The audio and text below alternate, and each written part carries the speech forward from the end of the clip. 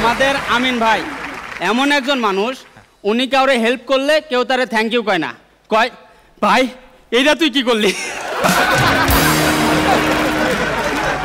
Tablet বাচ্চা চান্দু ওর অসুস্থ দাদিরে নিয়ে গেছে ডাক্তারের কাছে।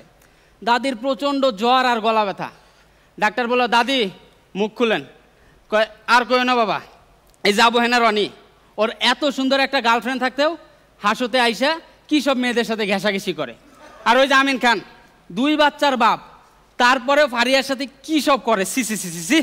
আর তুষার খান ওইটার কথা বাদই দিলাম, থাক বাবা এর বেশি আমি আর মুখ খুলতে পারবো না।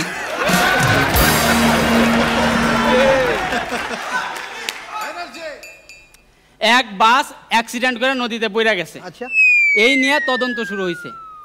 তদন্তকারী অফিসার ওই বাসের ড্রাইভারকে জিজ্ঞেস করলো, বল বাস কিভাবে নদীতে পড়ছে। কই স্যার আমি জানি না। কই ভালো কইরা মনে কইরা তারপরে বল বাস কিভাবে নদীতে পড়ছে।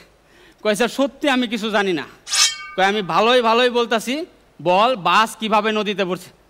কই স্যার ওই দিন কন্ডাক্টর আসছিল না, বাস যখন নদীতে পড়তেছিল বিশ্বাস করেন আমি তখন পিছনে ভাড়া তুলতেছিলাম।